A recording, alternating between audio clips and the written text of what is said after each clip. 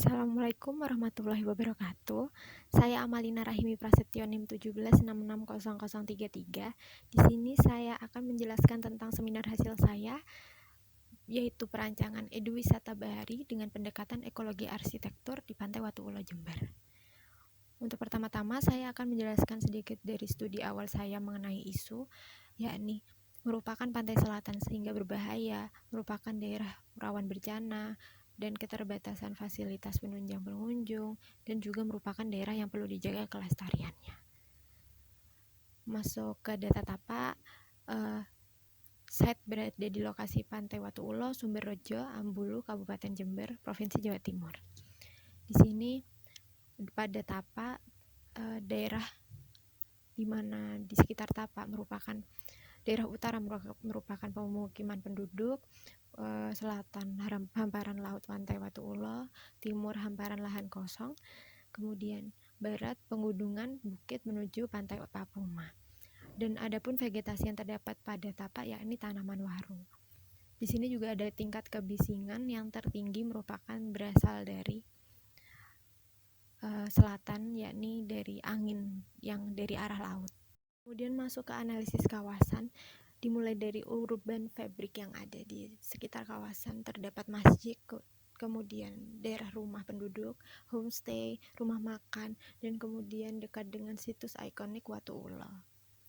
Berada di Ambulu, tapak memiliki kelebihan dan kekurangan, di mana untuk kelebihannya, tapak berada di kawasan landmark sehingga menjanjikan. Lingkungan sekitar tapak cukup menampung kebutuhan pengunjung wisata. Kemudian adapun kelemahan dari tapak ini karena akan lebih padat dan ramai, kemudian menimbulkan limbah, kemudian keamanan terkait bencana di sekitar tapak juga masih kurang, dan tidak ada daya tarik wisata lainnya selain hanya melihat situs Watu Ulo. Kemudian untuk size area, luas area sebesar 15.497,39 meter persegi. Kemudian adapun regulasi yang ada KDB 50-90%, KLB 50-60%, untuk GSB 6 meter, tinggi bangunan 1-4 lantai. Masuk ke analisis tapak, infrastruktur pada tapak. Di sini terdapat jalan utama pada tapak berupa jalan dua arah, di mana dapat diakses dengan kendaraan pribadi, kendaraan angkutan barang, dan kendaraan pariwisata, dan sehingga mendapatkan alternatif ide dengan pengadaan tatanan sirkulasi untuk pejalan kaki dan pemberian selasar pada tapak guna melindungi dari panas dan hujan. Kemudian tatanan sirkulasi kendaraan sehingga memudahkan pengunjung. Adapun penempatan entrance dan exit pengunjung pada barat dan tapak juga merupakan salah satu opsi.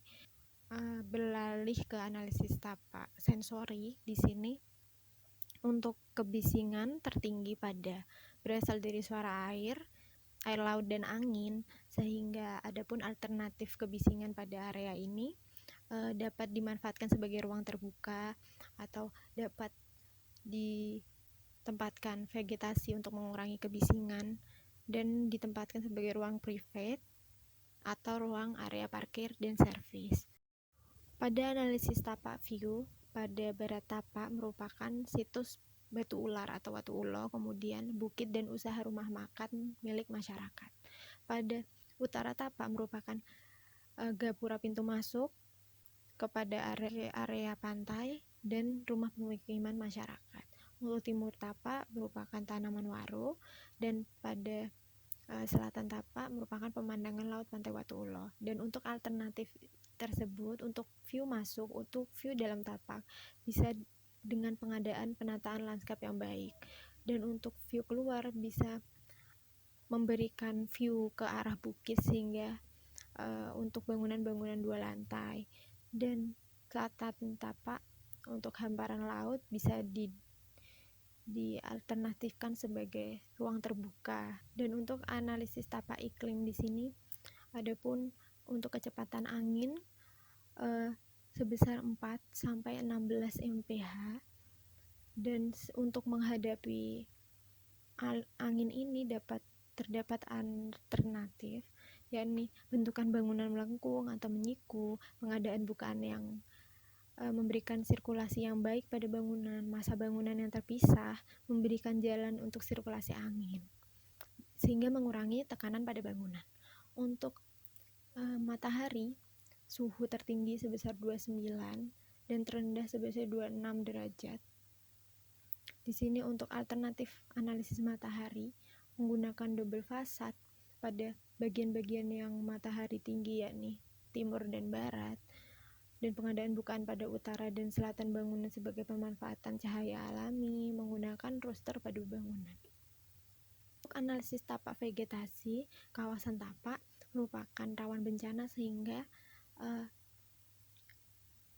penggunaan vegetasi yang tepat itu termasuk hal penting, dan vegetasi di sekitar tapak merupakan pohon waru. Di sini pun ada pun alternatif penggunaan tanaman-tanaman yang mengurangi atau meredam tsunami dan memperhatikan tata lanskap selain sebagai fungsi peneduh, estetika, dan pelestarian. Adapun alternatif jenis vegetasi selain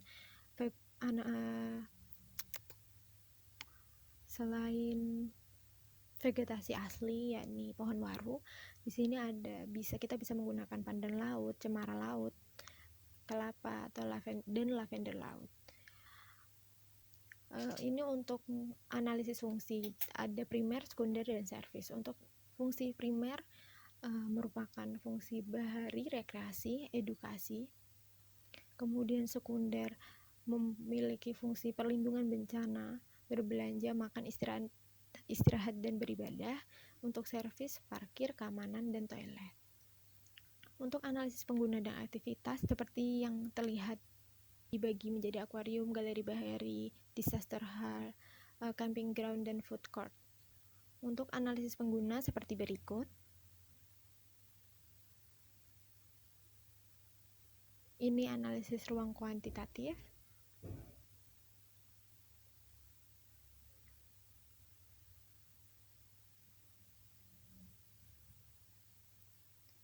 Dan analisis ruang kualitatif, di mana dibagi menjadi temperatur, visual, akustik, pencahayaan, ventilasi, dan kebersihan.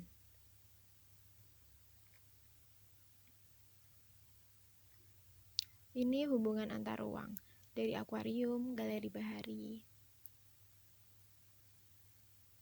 disaster hall, food court dan toko, camping ground, dan ini hubungan dalam tapak.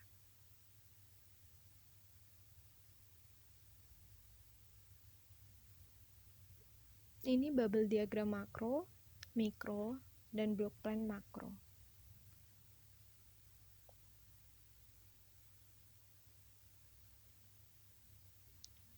Untuk dianalisis bentuk, pertama tatanan massa dengan bentuk dasar persegi dan memusat.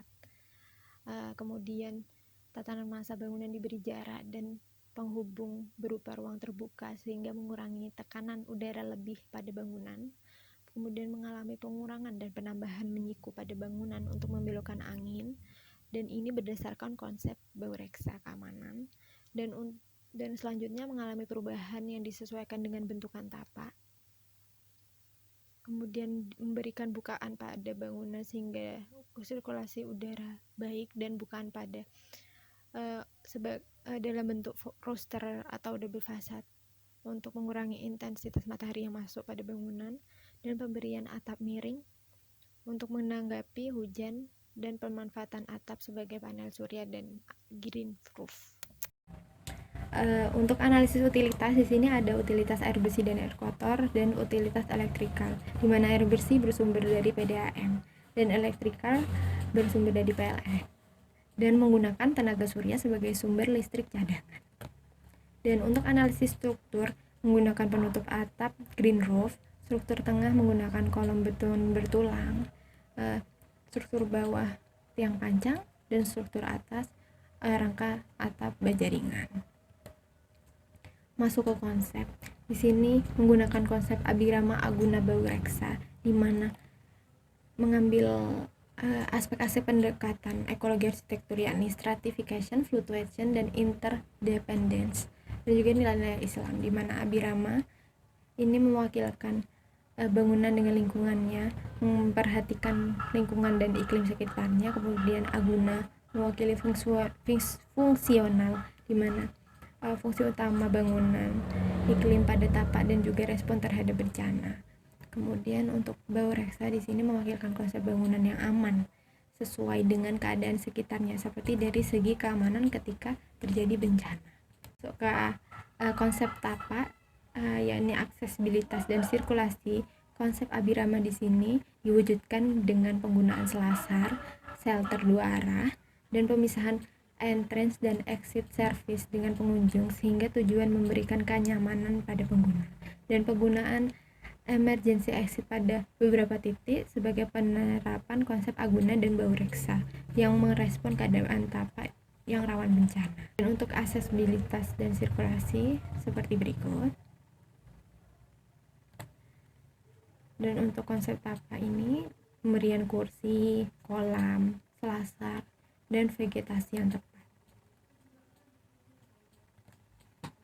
Untuk vegetasi ini merupakan salah satu aspek dari pendekatan ekologi, yakni stratification, yang merupakan hubungan antara alam dan bangunan, sehingga perwujudan konsep Aguna juga di sini, di mana vegetasi sebagai fungsi peneduh, pengarah vegetasi, dan juga fungsi sebagai pelindungan, khususnya terjadi ketika bencana. Dan penggunaan ini seperti pohon waru, cemara laut, lavender laut. Dan ini konsep ruang pada tapak.